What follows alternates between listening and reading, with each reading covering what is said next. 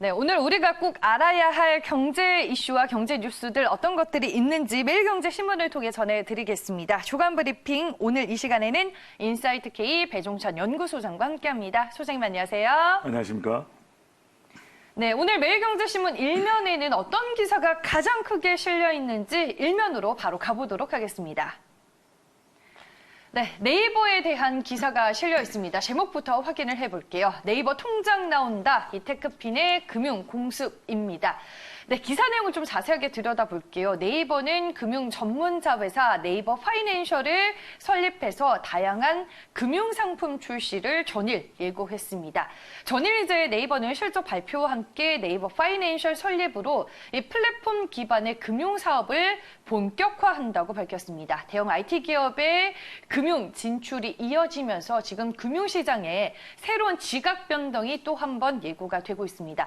먼저 이제 네이버의 3분기 실적이 좀 어떻게 나왔는지가 궁금합니다, 소장님. 네, 네이버 3분기 네. 실적은 맑음입니다. 그리고 향후 실적도 괜찮을 것이다. 이런 분석과 전망이 나오고 있는데 우리가 다각화라는 이야기가 나오는 부분에 주목을 할 필요가 있어요. 그러니까 네. 네이버 그러면 우리가 흔히들 이 검색 포털로 알고 있는데 다양한 사업들을 사실 하고 있습니다. 그러다 보니까 3분기 실적도 1조 6,648억 원, 1조 7천억 가까이 되고요. 영업이익도 7분기 연속 계속해서 이익이 감소했는데 이 또 전가세로 또 반등을 했습니다. 영업이익이 이제 2년 만에 반등을 한 셈이고요. 근데 이렇게 되는 가장 큰 이유는 사실 우리가 포털 이 사업은 뭐 광고가 주를 이룹니다. 수익에.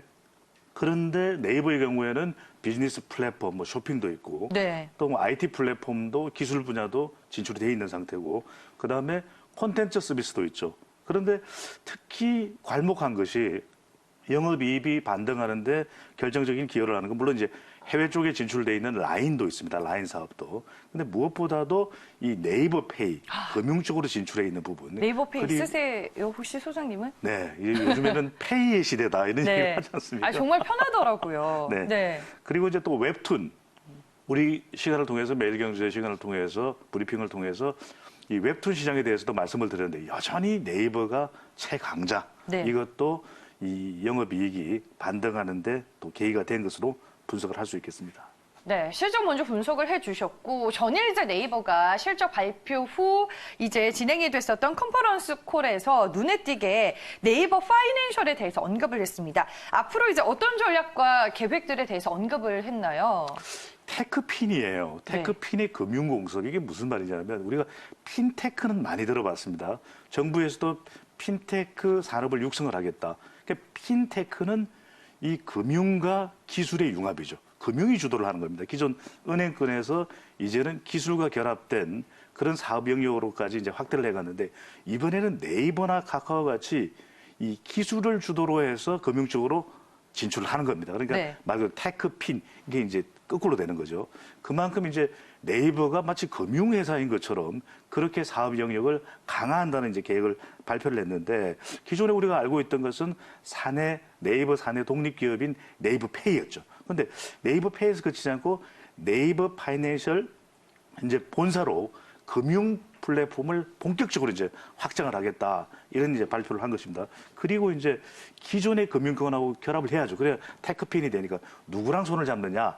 미래에셋과 협업을 합니다. 미래에셋 그러면 우리가 이 금융사 중에서도 상당히 다양한 상품들을 개발해 놓고 있는 네. 그런 강자잖아요. 그러니까 미래에셋과 결합을 해서 협력을 해서 경쟁력 있는 금융 상품 개발에 박차를 가야겠다.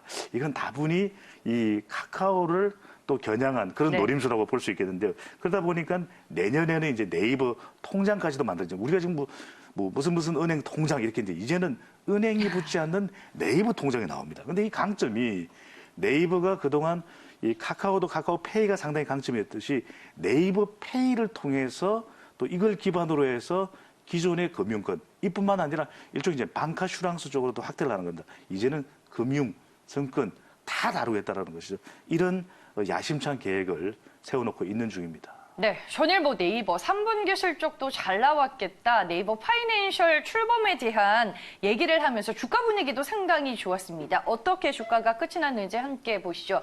일단 실적은 장 시작 전에 발표가 됐고요. 장 시작과 함께 컨퍼런스 콜이 진행이 됐습니다. 결국에 네이버의 주가는 전일장 6% 넘게 올라서 16만 4천 원에 마감이 됐습니다. 최근에 바닥권에서 꾸준하게 주가 반등세를 보여왔는데 네이버 파이낸셜 모멘텀과 더불어 주가는 전일 큰 폭의 오름세를 다시 한번 실현했습니다. 말씀해 주셨다시피 지금 금융 플랫폼을 앞두고 네이버가 영역을 확대해 나가고 있고요. 카카오도 마찬가지입니다. 그렇다면 네이버와 카카오가 또 양대 산맥으로 꼽히잖아요. 네. 이 각사의 앞으로의 행보는 어떻게 볼 수 있을까요? 이른바 이 페이를 쓰냐고 물어보셨는데 네. 페이의 전쟁입니다. 네이버 페이, 카카오 페이. 네. 지금보다도 훨씬 더 이제 치열해질 수밖에 없는 상황이고 양대 산맥이다 이런 얘기를 하시는데 소비자 입장에서는 정말 그러니까요. 편리한 세상이 더 오는 것 같아요. 맞습니다. 네. 이제 카카오라는 것이 우리가 그동안 썼던 단톡, 개인톡 이게 아니라 이제는 이 본격적인 금융회사로서 자리를 잡는 것이 되는데 2014년에 모바일 간편 결제로서 이 카카오페이가 또 부각되지 않았습니까? 근데 그 이후에 계속해서 진출해 나가는 것이 은행, 증권, 카카오의 이제 뱅크에 예금 하나 없는 사람이 없을 정도일 겁니다. 네. 또 다양한 또 이 금융 상품도 개발하고 이제는 보험까지 진출을 하게 되는 것이고 게다가 이제 본격적인 증권 사업에까지도 뛰어들기 위해서 지난 4월이죠. 4월에 금융위원회에 바로 투자 증권 이 대주주 적격 심사 신청까지 내놓고 있는 그런 상황이기 때문에 이제는 이 네이버의 미래 그리고 카카오의 미래도 이 손해보험 사업까지도 영역을 확장하는 상황이라서 이들의 영역 제한은 없다. 그러니까 어떤 서비스를 앞으로 우리가 더 받을지 궁금해질 정도인데 2020년 하반기부터는 모바일 전용 생활보험 상품까지도 내놓는다고 그럽니다. 네. 그러니까 이들이 내놓는 상품은 무한해진다. 이제는 디지털 뱅크가 기존의 은행과도 이제 경쟁하는 것이기 때문에 우리가 눈여겨볼 부분이 있습니다.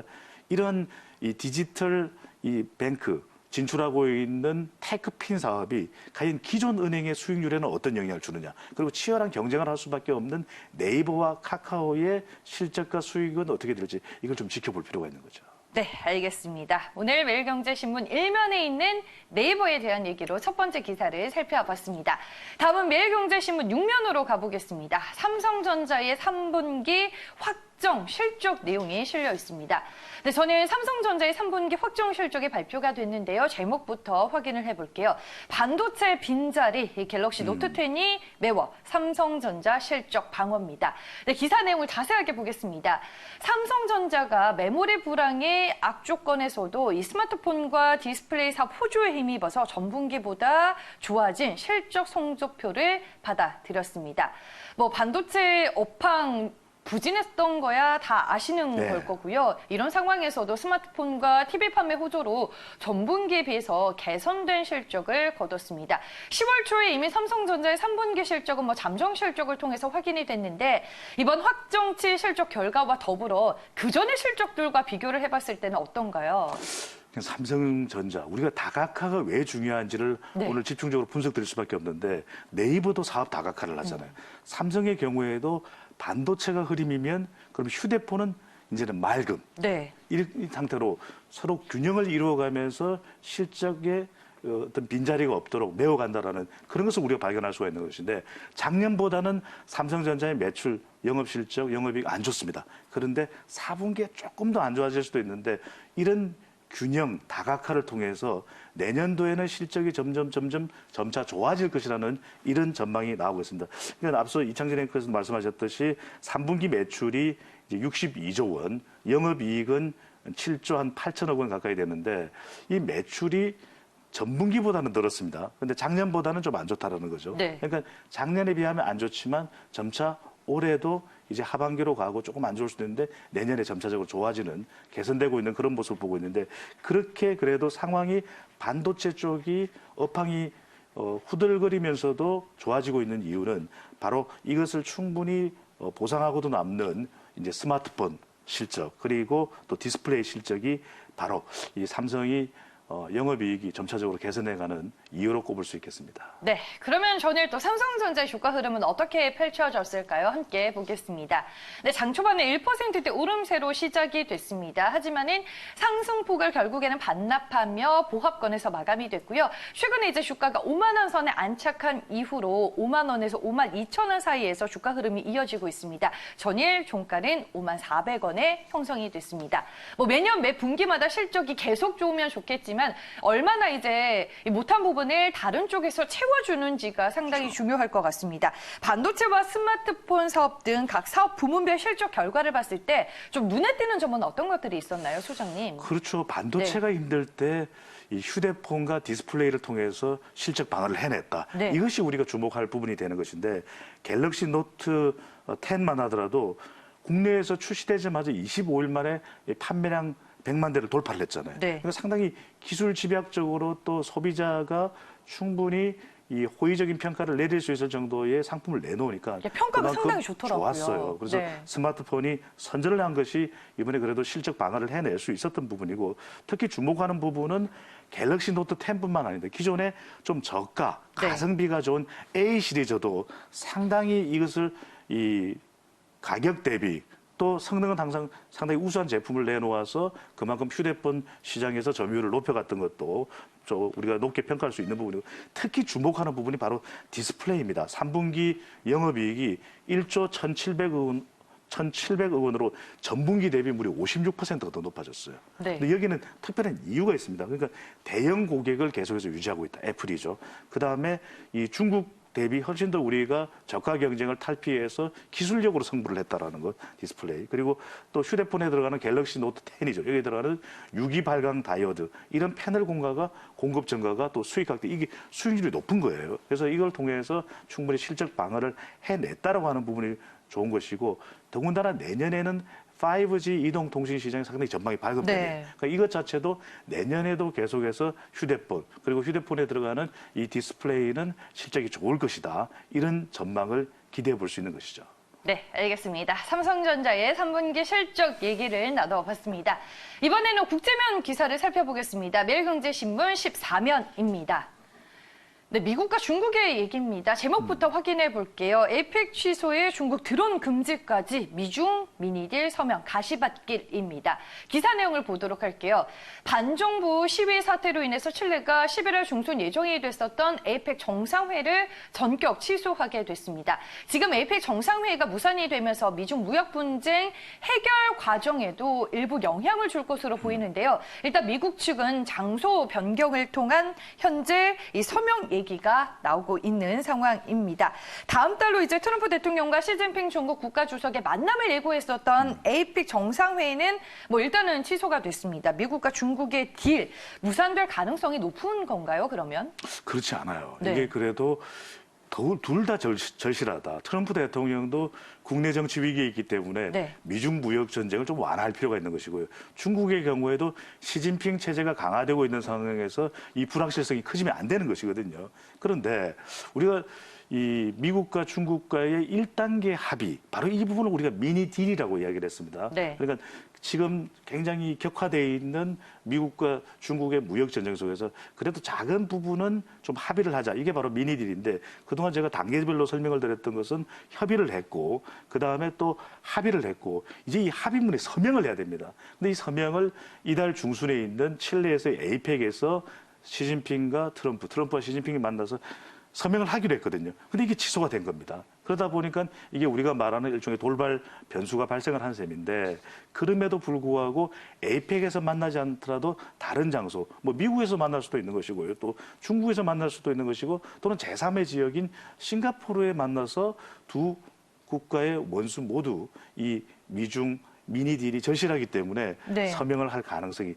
높다는 이런 전망이 나오는데 모르겠어요. 또 이 돌출 악재가 나오게 되면 좀 시간적으로 지연될 수 있을 가능성은 있어 보입니다. 네, 미국 측은 일단은 뭐 장소 변경을 통한 서명 가능성을 시사하고는 있습니다.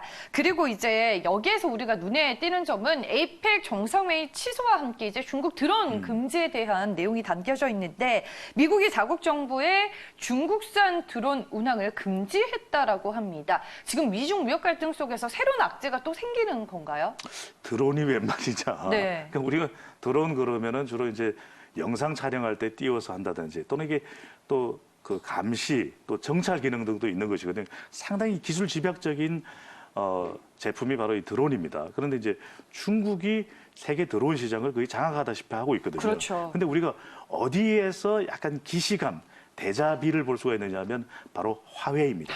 화웨이에서 이 5G 관련 기술에 대해서 미국이 상당히 경계를 하고 있거든요. 그러니까 네. 미국으로서는 지금 세계의 공장이라고 할 수 있는 중국과의 경제 전쟁에서 계속 기술적으로 앞서가고 있는 중국을 견제할 수밖에 없는 것이거든요. 그러다 보니까 두 개 부처입니다. 미국 내무부에서는 중국산 드론의 운행을 전면 중단시킨다. 이걸 발표를 했습니다. 그리고 특히 이제 어떤 기업을 겨냥을 했냐면 미국의 국토안보부, 이 트럼프 대통령이 아주 중시하는 부처가 바로 국토안보부인데 이게 미국의 안보에 위협이 된다라는 겁니다. 어떤 미국 내에 이런 정보를 수집을 해서 중국으로 가져갈 수도 있다라고 하는 것 때문에 상당히 경계하는 것인데 네. 국토안보부에서는 드론 사용을 금지하는 드론 보안 강화법을 또 만장일치로 통과시켰는데 여기서 겨냥하고 있는 중국 업체가 DJI입니다. 네. 그렇기 때문에 이 부분이 이제 미국에서는 또 이 상당히 경계하는 것인데 이것이 또 어떤 방향으로 연결되냐면은 미중 무역 전쟁, 이 미니 딜에 어떤 영향을 미칠 것인가, 돌출 악재가 될 수 있다는 것도 좀 볼 필요가 있고요. 이렇게 중국의 드론 관련 산업이 위축될 때 우리에게는 또 어떤 반사익이 있는지도 기회를 함께, 또 찾아야겠네요. 그렇죠. 함께 네. 눈여겨볼 필요가 있습니다. 네, 알겠습니다. 화웨이에 이어서 DJI 때리기가 될 수도 있다라고 조언을 해주셨습니다. 매일경제 주간 브리핑 계속해서 이제 저희가 국제면을 살펴보겠습니다. 이번에도 중국에 대한 얘기가 담겨 있는데요. 헤드라인 확인을 해볼게요. 제조 2025 한 발 뺀 중국. 미국 눈치 보기입니다.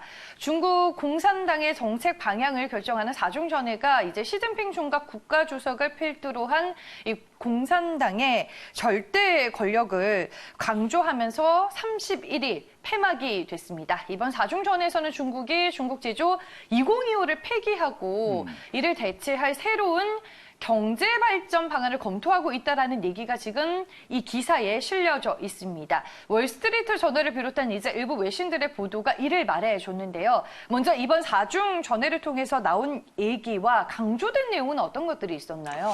그러니까 이게 2050년 전 정도면 중국이 미국을 딛고 세계 1위 국가가 되겠다. 이게 사실 숨어 있는 것이 이번 4중 전회의 내용입니다. 네. 근데 이것을 미국에게는 들키면 안 되잖아요. 한 세 가지 정도로 요약을 하면 되는 것이 중국은 굉장히 돌발적으로 국가 운영이 되는 곳이 아니에요. 왜냐하면 사회주의 국가이니까 바로 이 중국의 앞으로의 정책 방향을 결정하는 것이 중국의 사실은 핵심 지도자들이 모여서 하는 바로 4중 전회가 됩니다. 세 가지를 말씀드릴게요. 첫 번째로는 그동안 후임자가 뭔가 거론되지 않겠느냐? 아닙니다. 이 시진핑 체제가 강화되는 것을 이번에 일단 발견할 수 있었고, 두 번째로는 홍콩과 관련되는 중국의 입장은 변함이 없습니다. 일국 양제는 허용을 하겠지만 네. 앞으로 중국의 체제를 흔들 수 있는 그 어떤 것도 용납하지 않겠다.